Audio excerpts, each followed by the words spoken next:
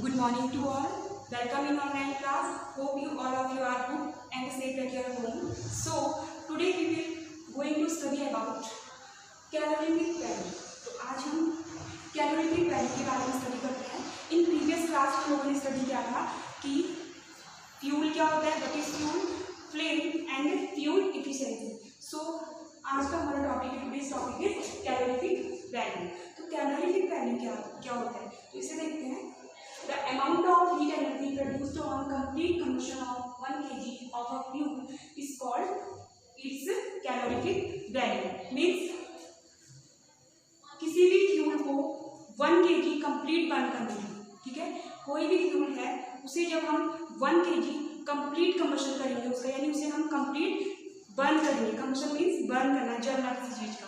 तो जब हम उसे 1 kg कंप्लीट कम्बशन करेंगे तो वो जितनी एनर्जी को, जितना अमाउंट ऑफ हीट एनर्जी को प्रोड्यूस करेगा वो उस फ्यूल की क्या कहलाएगी, वो उस फ्यूल की कैलोरीफिक वैल्यू कहलाएगी. यानी कोई भी फ्यूल जब 1 kg कंप्लीट जलकर कंप्लीट बर्न होके जितनी अमाउंट ऑफ एनर्जी को प्रोड्यूस करेगा वो उस फ्यूल की कैलोरीफिक वैल्यू कहलाती है. और कैलोरीफिक वैल्यू जो होती है ये हमेशा किलो जूल पर केजी, ठीक है, ये हमेशा किलो जूल पर केजी में मेजर की जाती है. इसे हमेशा किलो जूल पर केजी में मेजर करेंगे, ठीक है. नेक्स्ट हम इसमें आता है burning of fuel affects environment. तो जो फ्यूल हम बर्न कर रहे हैं उसका इन्वायरमेंट पे क्या इफेक्ट पड़ रहा है वो हम इस टॉपिक में स्टडी करेंगे, डिस्कस करेंगे. सो let's start this topic. Carbon fuels like coal, wood, etc.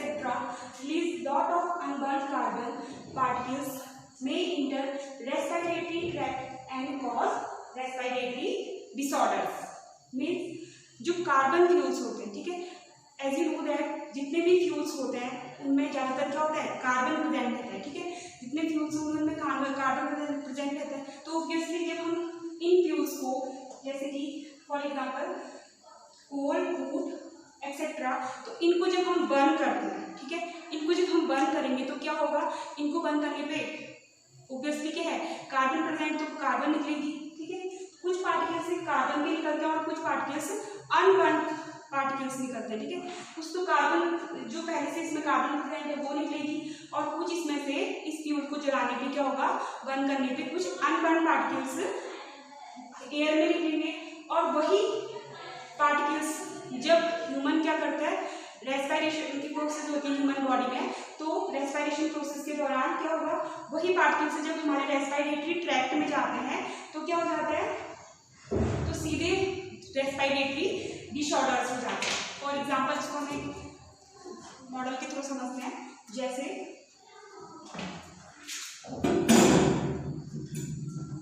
ये क्या है, एक ह्यूमन रेस्पिरेटरी सिस्टम है, ठीक है, ह्यूमन रेस्पिरेटरी सिस्टम का एक मॉडल है. तो इसमें क्या हो रहा है, जब कोल जल रही है, ठीक है, कोई भी फ्यूल चाहे कोल हो या वुड हो, वो जब बर्न हो रहा है तो उसमें से कुछ पार्टिकल्स तो कोल, कुछ पार्टिकल्स तो कार्बन के निकलेंगे, ठीक है. लेकिन जो पार्टिकल्स अनबर्न होंगे, ठीक है, जो अनबर्न पार्टिकल्स होंगे वो पार्टिकल्स हमारे रेस्पिरेटरी सिस्टम में, जो हमारे नोज के थ्रू हमारे रेस्पिरेटरी ट्रैक्ट में जाते हैं. रेस्पिरेटरी ट्रैक्ट मीन्स जो ये आप लोगों को ट्यूब लाइक स्ट्रक्चर दिख रहा है, नोज से सीधे जो ये एक ट्यूब लाइक स्ट्रक्चर दिख रहा है, तो ये क्या है, रेस्पिरेटरी ट्रैक्ट है, ठीक है, इन हिंदी श्वास नली. तो ये रेस्पिरेटरी ट्रैक्ट में ये जब अनबर्न पार्टिकल्स, क्योंकि अनबर्न पार्टिकल्स हमारे एयर में प्रेजेंट होंगे, ठीक है, ये जब निकलेंगे तो एयर में प्रेजेंट रहेंगे. ऑब्वियसली क्या होगा, जब हम एयर को इनहेल करेंगे तो एयर को इनहेल करने पे ये हमारे रेस्पिरेटरी ट्रैक्ट के थ्रू सीधे हमारे रेस्पिरेशन प्रोसेस को इफेक्ट कर देगा, ठीक है. तो क्या होगा, जैसे ये पार्टिकल्स हमारे रेस्पिरेटरी ट्रैक्ट में जाएंगे तो हम ठीक से सांस नहीं ले पाएंगे, हम O2 को अच्छे से इनहेल नहीं कर पाएंगे, क्योंकि O2 बहुत ज़्यादा जरूरी है ना. लेकिन यहाँ पे क्या हो रहा है, यहाँ पे अनबर्न पार्टिकल्स है वो हमारे सीधे रेस्पिरेटरी ट्रैक्ट के थ्रू हमारे बॉडी में जा रहे हैं, ठीक है. तो ये सीधे क्या करेंगे, हमारे रेस्पिरेशन प्रोसेस को अफेक्ट करेंगे, ठीक है. तो हम इसके थ्रू थ्रू क्या होगा, हम ठीक से सांस नहीं ले पाएंगे, और अगर हम ठीक से सांस नहीं ले पाएंगे तो ऑब्वियसली क्या होगा, हमारी डेथ तक हो सकती है। ठीक है, तो ये बहुत सारी जो रेस्पिरेटरी डिजीज होती है, respiratory disorders means respiratory disease, उन सबको ही क्या करता है, उन सबका कॉज बन जाता है। ठीक है, तो जैसे क्या हो सकते हैं रेस्पिरेटरी डिसऑर्डर्स, जैसे अस्थमा हो गया, ब्रोंकाइटिस हो गया, तो ये सभी कब होंगे, जब क्या होगा, कार्बन फ्यूल्स से अनबर्न पार्टिकल्स एयर में प्रोड्यूस हो जाएंगे। ठीक है, सपोज यहाँ पे ये हम वुड जला रहे हैं, जैसे ये वुड है, ठीक है, ये है वुड, ये कोई भी कोल है, सपोज मान लीजिए ये कोल है या फिर वुड है, तो इसे हम बर्न कर रहे हैं, इसे हम बर्न कर रहे हैं, तो क्या होगा, बर्न कर रहे हैं ऑब्वियसली क्या होगा, इसमें से हीट, कुछ हीट निकलेगी और एनर्जी निकलेगी, और इसी के साथ क्या होगा, कुछ अनबर्न पार्टिकल्स भी निकलेंगे। ठीक है, ये क्या है, unburn particles.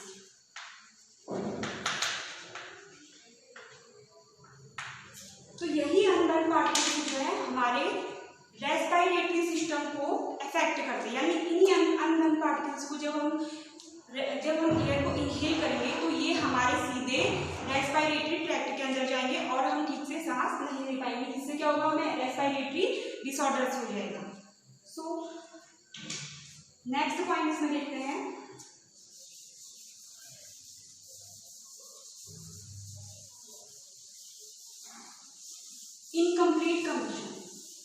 incomplete combustion of these fuels gives carbon monoxide gas.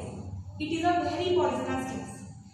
तो ये पॉइंट में ये कहा जा रहा है कि जब क्या होगा, इनकम्प्लीट कम्बशन होगा, यानी जब कम्बशन पूरी तरह से कंप्लीट नहीं होगा, यानी कोई हम फ्यूल जला रहे हैं, कोई फ्यूल हम बर्न कर रहे हैं, तो वो फ्यूल पूरी तरह से कंप्लीटली उसका बर्न नहीं हो पा रहा है, यानी वहाँ पे क्या, ये तो आप लोगों को पता है ना, एज यू नो दैट कि किसी भी फ्यूल को बर्न करने के लिए सबसे पहले जरूरी क्या है, सबसे पहले जरूरी है O2, ऑक्सीजन जब होगी कहीं पर प्रेजेंट, तो तभी क्या हो सकता है, कोई फ्यूल बर्न हो सकता है। अगर ऑक्सीजन ही नहीं होगी तो वो फ्यूल बर्न नहीं हो पाएगा, यानी वो अनबर्न हो जाएगा। ठीक है, यानी उसमें क्या होगा, इनकम्प्लीट कम्बशन होगा।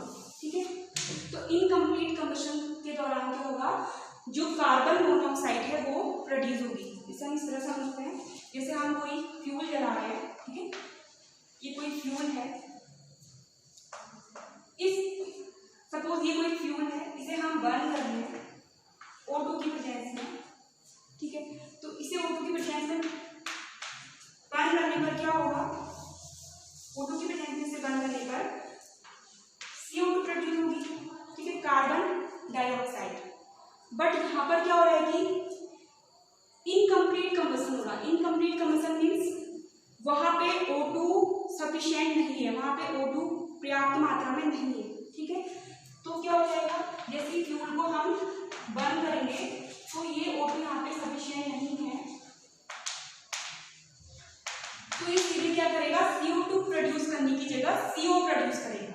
क्या प्रोड्यूस करेगा, CO मीन्स कार्बन मोनोऑक्साइड। तो ये कार्बन मोनोऑक्साइड जो है बहुत ही ज़्यादा क्या होती है, पॉइजनस होती है, बहुत ज़्यादा हार्मफुल होती है, क्योंकि ये भी डायरेक्टली हमें हमारे रेस्पिरेटरी सिस्टम को ही क्या करती है, इफेक्ट डालती है, हमारे रेस्पिरेटरी सिस्टम में ही बहुत इसका हार्मफुल इफेक्ट पड़ता है। इसके थ्रू भी हम क्या कर पाते हैं, हम ठीक से सांस नहीं ले पाते हैं, और अगर हम सांस नहीं ले पाएंगे तो ऑब्वियसली क्या होगा, O2 हम इनहेल नहीं कर पाएंगे और हमारी डेथ तक हो सकती है। इसलिए आप लोगों ने सुना होगा बहुत बार कि ये प्रिकॉशन दिए जाते हैं या फिर ये सजेशन भी दिया जाता है कि जिस रूम में कोल जलाई जाती है, कोल बंद की जाती है, तो जिस रूम में कोल बंद की जाती है उस रूम में हमें कभी भी नहीं सोना चाहिए। क्यों, क्योंकि उस रूम में क्या होता है, कोल को जब जिस रूम में कोल को बंद किया जाता है तो वहाँ पे सफिशिएंट ऑक्सीजन वहाँ पे प्रेजेंट नहीं होगी, और क्या होगा, वहाँ पे वो इनकम्प्लीट कम्बशन होगा, और उसी दौरान क्या होगा, वहाँ पे CO2 प्रोड्यूस होने की जगह उस रूम में CO प्रोड्यूस हो रही होगी, कार्बन मोनोऑक्साइड प्रोड्यूस हो रही होगी, और ये सीधे हमारे लिए बहुत ज़्यादा हार्मफुल या डेंजरस बन सकती है। यहाँ किसी भी पर्सन की यहाँ तक की डेथ तक हो सकती है। सो किसी भी बंद रूम में कभी भी कोई होल जलाई जाता है तो वहाँ पे हमें नहीं सोना चाहिए। इसीलिए इसका नेक्स्ट पॉइंट है, it is dangerous to burn whole in closed room. ये वही बताया जाता है कि किसी भी बंद रूम में हमें नहीं सोना चाहिए, क्योंकि वहाँ पे क्या होता है, वहाँ पे सफिशिएंट ऑक्सीजन नहीं होगी तो ऑब्वियसली क्या हो सकता है, वहाँ पे हमारी डेथ तक हो सकती है। क्योंकि वहाँ पे क्या है, वहाँ पे CO का अमाउंट बहुत ज़्यादा होता है, कार्बन मोनोऑक्साइड का, जो कि क्या है, poisonous gas. Okay,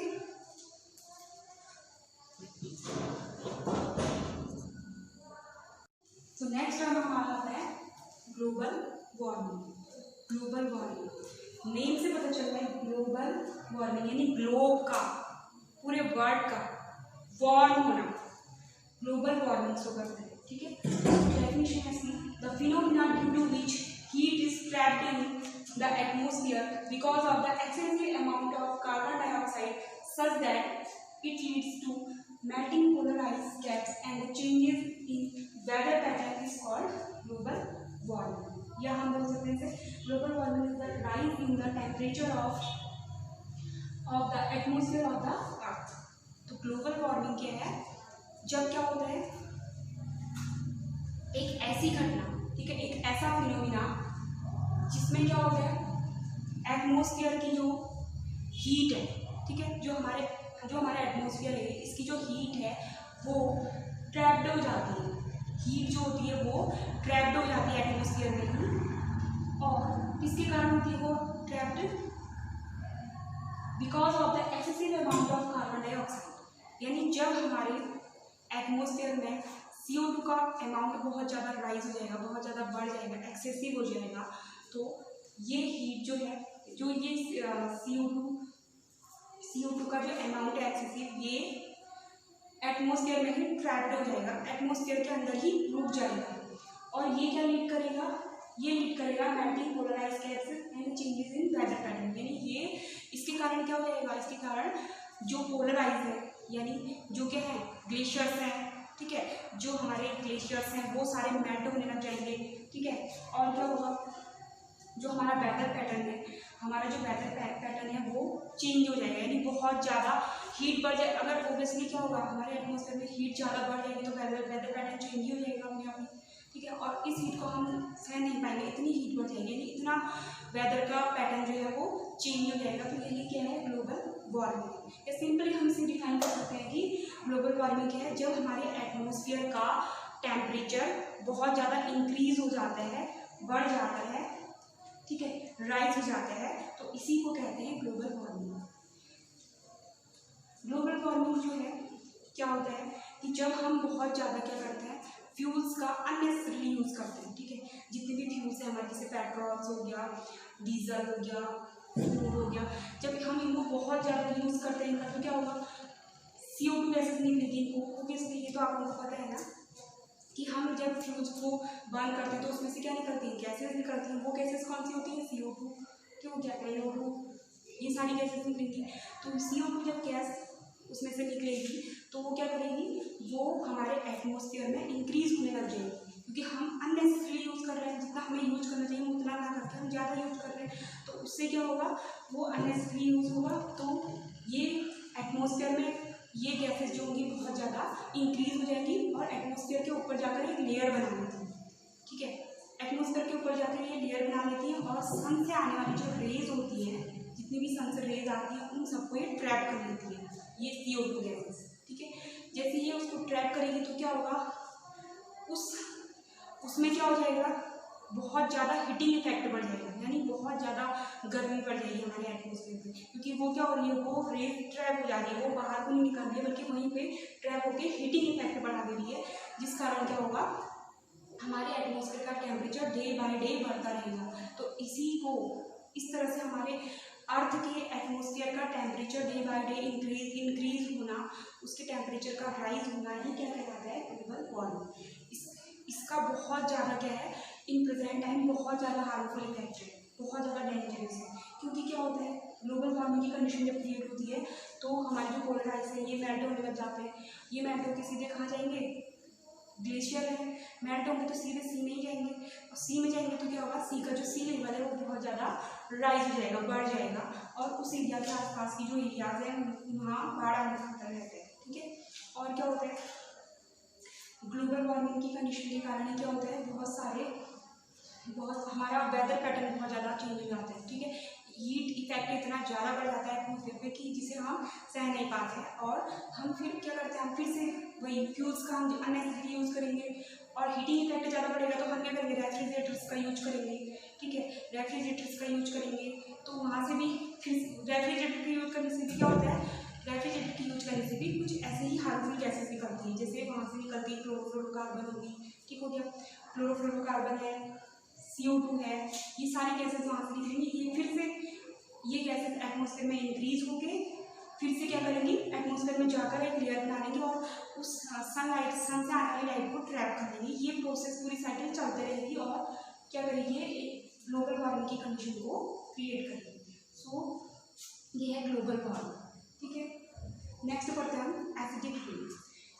acid rain पढ़ते हैं। एसिड रेन क्या है, यानी ऐसी रेन जो क्या हो, एसिडिक हो। When the rain water mixed with sulfur dioxide, which is emitted mostly by burning of coal and diesel like fuel, such rain is called acid rain. तो क्या होता है, जब हम फ्यूल्स का बहुत ज़्यादा अननेसेसरी यूज़ करते हैं। ठीक है, फ्यूल्स का जब हम बहुत ज़्यादा अननेसेसरी यूज़ करेंगे तो क्या होगा, उस फ्यूल्स से ओब्वियसली गैसेस निकलेंगी, और वो गैसेस कौन सी होती है, वो गैसेस होती है SO2 और NO2, सल्फर डाइऑक्साइड और NO2। जो हम फ्यूल्स जैसे कि कोल हो गया, ठीक है, कोल हो गया, डीजल हो गया, इन फ्यूल्स को हम जब अननेसेसरी यूज़ करेंगे तो इनमें से निकलेगी SO2 और NO2। ये SO2 और NO2 जो है, उस दौरान सपोज अगर रेन होती है, रेन आती है, तो रेन के वाटर के साथ मिक्स होके H2O, रेन का वाटर क्या है, प्योर वाटर है, रेन में क्या है, प्योर वाटर है H2, उसके साथ मिक्स होकर ये बनाती है H2SO4